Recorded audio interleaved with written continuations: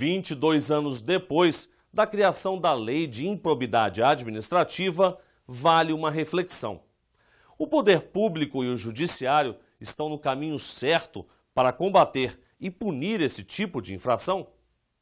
Improbidade administrativa quer dizer conduta inadequada de agentes públicos ou de particulares e também de agentes políticos que, por meio da função pública, obtenham alguma vantagem econômica.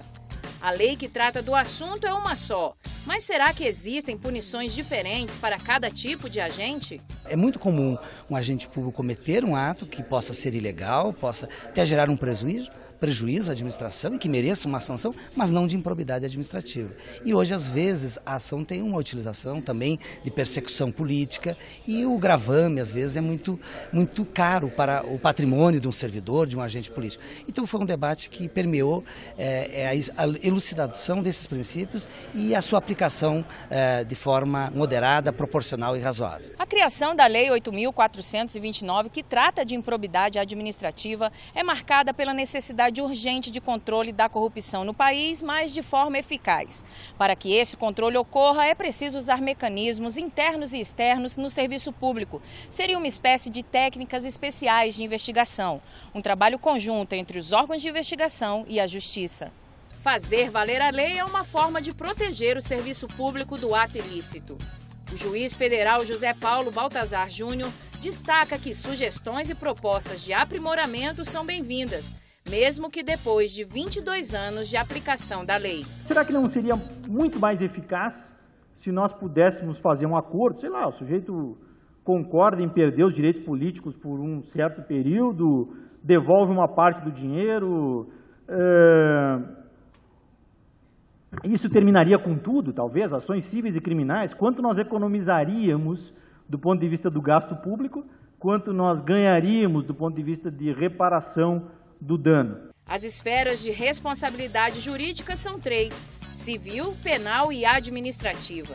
Se o indivíduo enquadrado em ato de improbidade administrativa for condenado tanto por meio de ação de improbidade quanto por meio de uma ação penal, ele será punido duplamente? Um administrador público no Brasil, ele pode ser punido administrativamente, do ponto de vista disciplinar, ele pode ser alvo de uma ação criminal, de uma ação popular, de uma ação de improbidade. Ele pode, dependendo da situação, ser punido pela Justiça Eleitoral, se ele incorrer na lei da ficha limpa.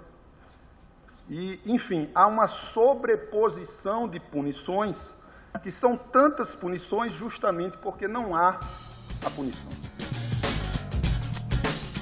A Lei de Improbidade Administrativa estabelece uma série de regras, mas a autonomia constitucional dessa legislação específica reflete diretamente nas infrações e nas sanções. Com isso, a preocupação maior está na perda dos valores, como ética e moral. Por que uma lei do século XX, que entra para o século XXI como a lei da improbidade, acaba por vezes sendo interpretada com os olhos do século XIX? Porque nós ainda estamos dizendo que é possível eu fazer um ato imoral, mas ao mesmo tempo legal, e absolver, ou então arquivar dizendo, isto aqui foi apenas uma imoralidade, uma aeticidade, quando na verdade você tem que tratar isso no plano da legalidade e da constitucionalidade.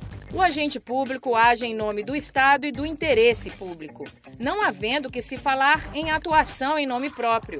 Por isso que se torna difícil entender a improbidade administrativa como parte da responsabilidade civil.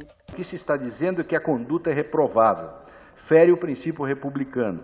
Também fere a igualdade, porque provavelmente tal conduta representa um privilégio. Por exemplo, utilizar avião que outras pessoas, a patuleia, a choldra, não tem acesso. Por isso o governador não pode usar.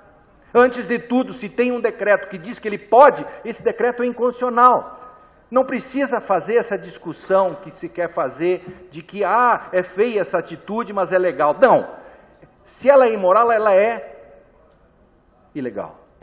As eleições se aproximam. E falar de improbidade administrativa e inegibilidade seria suspender os direitos políticos do ímprobo.